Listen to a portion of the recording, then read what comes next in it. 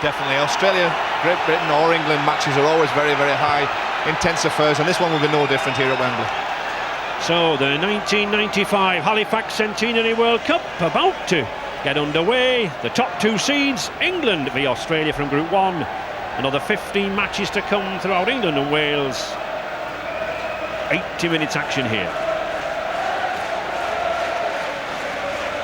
Players limbering up. Mr. Cummings just allowing everyone to adjust before the kick-off. And away we go with Rod Wishart. A long high kick, well picked up by Darryl Powell. Oh, and that looked a little high. And so says referee Cummings, but it's England in the new style jersey, the all white with the red cross. Dennis Betts. Andy Platt. Again, another former Wigan forward who has had a season with the Auckland Warriors. Sean Edwards. A nice flighted kick that. Oh, that's put real pressure on Australia. Superb kick there from Sean Edwards. 36 caps for Great Britain, 10 years as a professional. And just look at this kick, Joe. It was a good kick from Sean. I think England today will be using both Sean Edwards and Andrew Farrell in the kicking departments. I'm sure the Australians have been rehearsing, ready for Sean's kicks, but Andrew Farrell as well can kick a long ball, and I'm sure he'll be used to great effect today. And they sound a little bit rusty whether it's supposed to be left side or right side. Oh, there's a chance here for Barry John Mather. Now then, long striding, 6'5", but that's a tremendous tackle. Tremendous tackle from Brayshaw. Barry John Mather just couldn't make it to the line, nor could he see the support coming inside. But the first chance was there for England. Chances don't matter though, I'm afraid. It's when that ball goes over the line that counts. But a superb break here. It was a great chance. It was a ball off Phil Clark that put BJ Mather away, Boris John Mather. But Sean Edwards was screaming for the ball inside him. Barsham again. To Pay. Difficult forward to put down, this Dean Pay. Australia edging nearer all the time. Tuvey, he'll switch the play. He does. Fickler. Oh, beautiful sidestep from Fickler. And there's the first try to Menzies. Beautiful play. The ball was switched, first of all, by Jeff Tuvey. The shimmy from Brad Fickler. The class on the fingertips. And I mentioned Steve Menzies. I mentioned his try-scoring feats down under. Here he is. His first of the tour, the first of the tournament. His 23rd of the year. The two main playmakers for Australia, Tuvey to Fittler. The little step inside, back down the ruck area, and there's Menzies, as you say, a prolific try scorer on the end of Fittler's pass to score.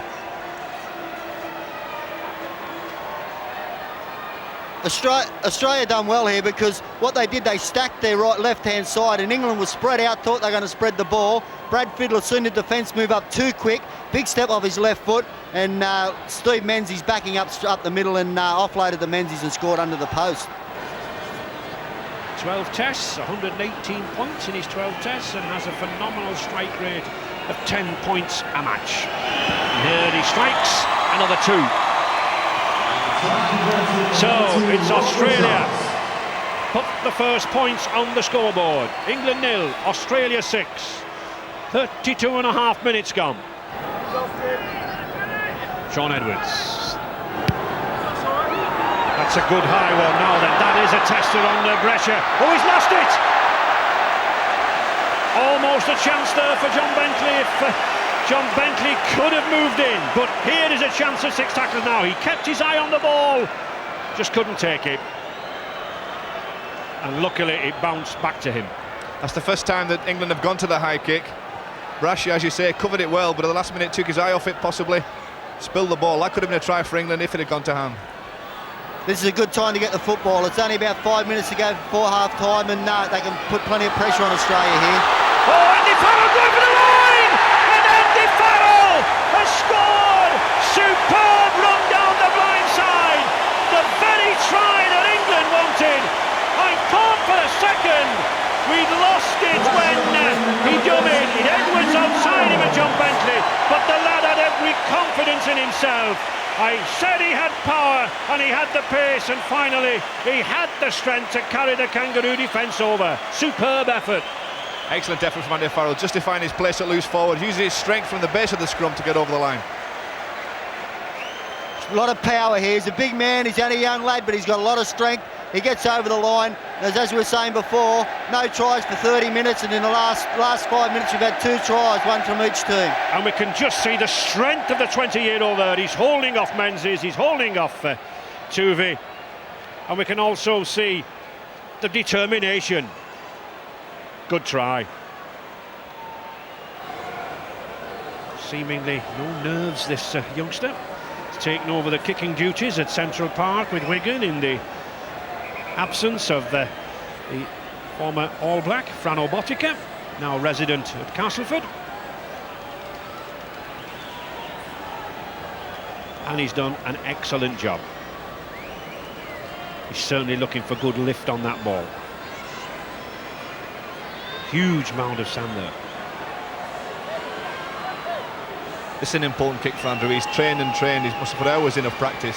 He needs to strike this first one well, and I'm sure his rest of the kicking for the day will be good. But he's missed it.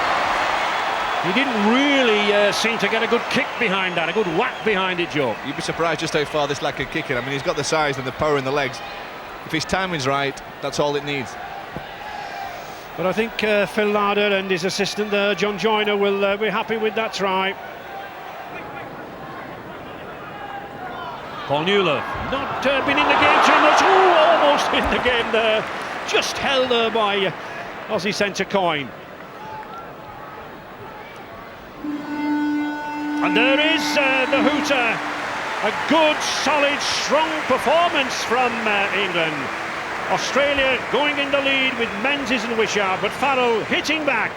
6-4 for Australia. 40 minutes to come. Plenty of action remaining.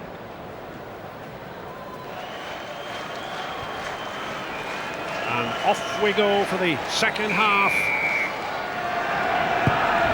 with Andy Farrell.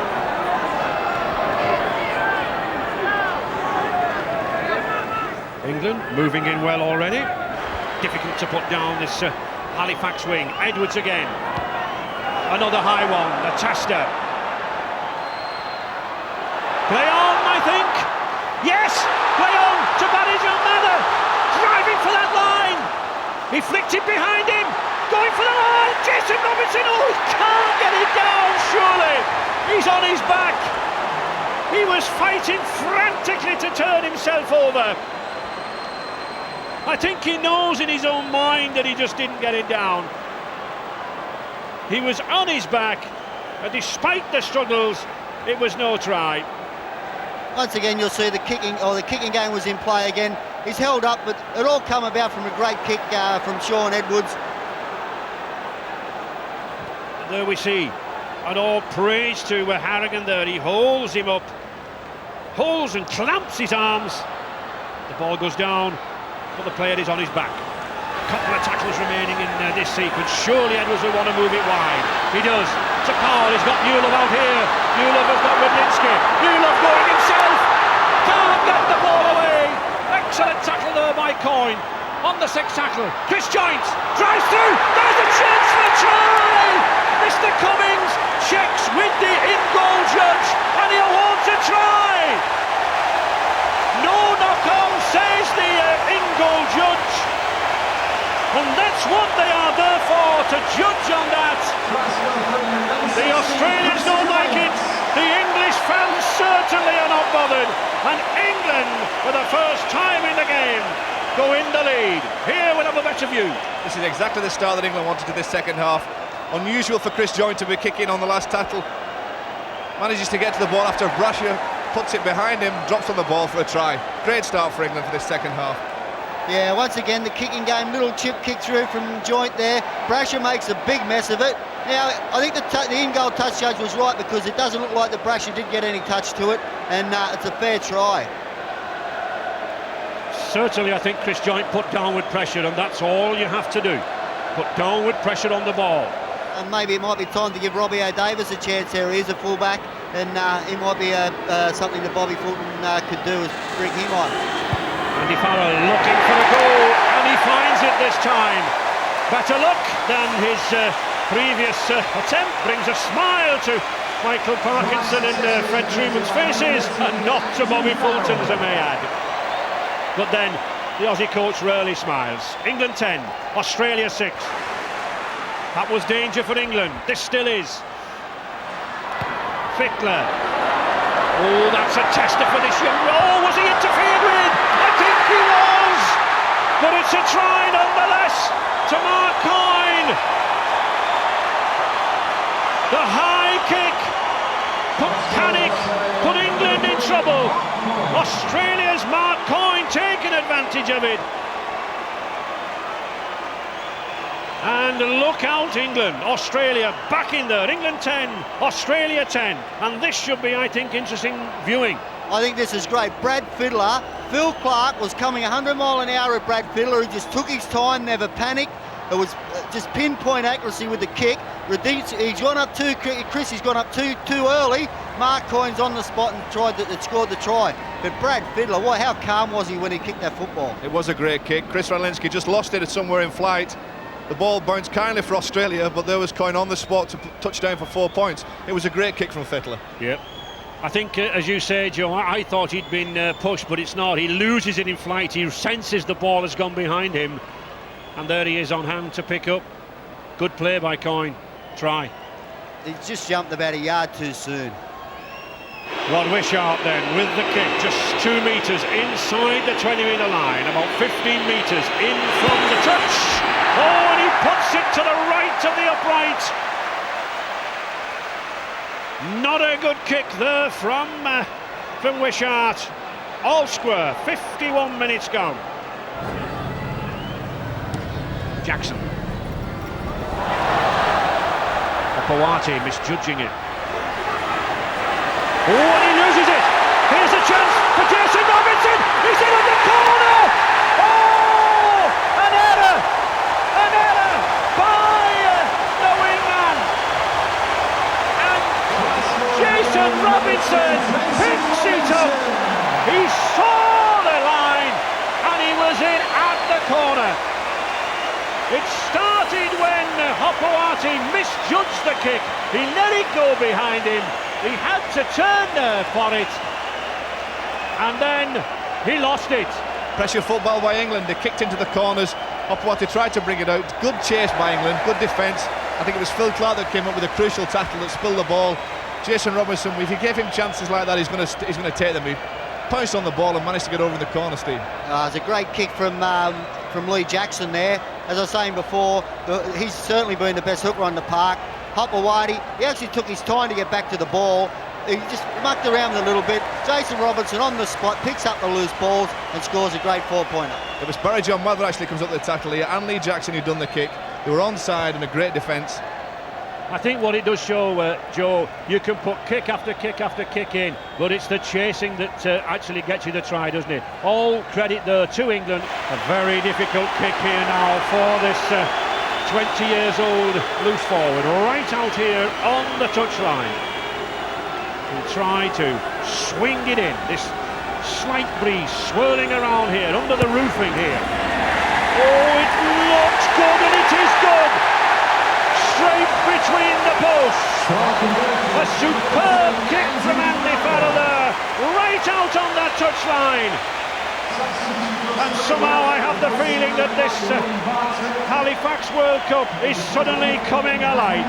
England 16, Australia 10. England assistant coach Andy Goodway, Robinson's try was a reward for application, really, wasn't it? Oh, and Paul Newland intercepted here now then. Ratchet coming in just, and he shrugs it up. Oh, and a superb effort by Paul Newland. He plucked the ball out of nowhere. He may weigh 15 stone plus, but this boy has pace from Bradford. Isn't he delighted? He set a smile on those faces, and England out now by 20 points to 10. Australia just pushing the pass, trying to get back in this game, and instead Paul Newlove comes up with the ball, the interception, manages to hold off Brasher with a strong fend and get into the corner for the try that could seal this game for England.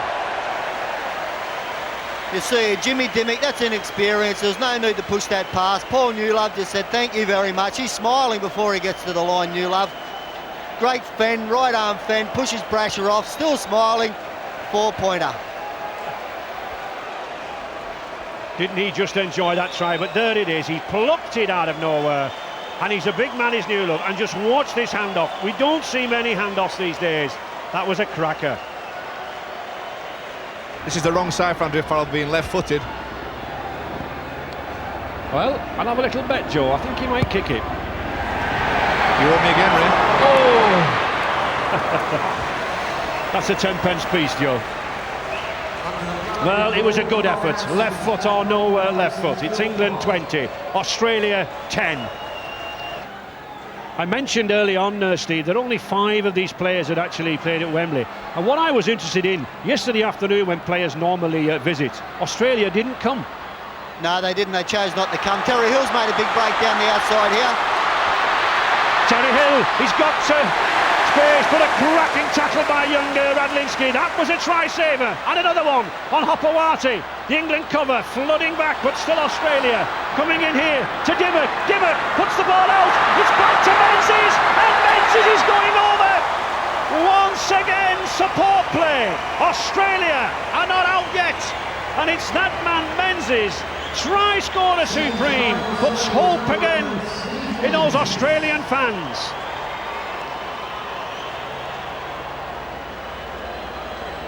Into injury time, England 20, Australia 14. You see here, Terry Hill, it was his initial break that got him down here. Now Wayne Bartram has just come back on the field. Jimmy Dimmick runs to the hole, good offload as the ball's going down. Steve Menzies on the spot, backing up to pick up the a sloppy loose ball there, and he scored a try. Ron Wishart wanting to hurry with this kick. He does, and he gets the 2 points. Into injury time now. English supporters keeping their fingers crossed. Australians urging them on. Just 4 points the difference. A couple of minutes into injury time. We have had some stoppages, of course. England will now be looking to put some tackles in. And there is the hooter. The opening World Cup match is over, and England are the winners. The top 2 seeds, the World Cup favourites, 4-1 on Australia, have been beaten. And England, playing what I would think a tactically superb game, emerge rightfully as the winners. Australia, on their last 4 visits here to Wembley, have lost 3 times now. It certainly seems to be something of a graveyard for them. But this victory, it means so much to England at this stage. It will give them confidence. It will boost their morale as they enter this, what will be a tough 3-week World Cup tournament.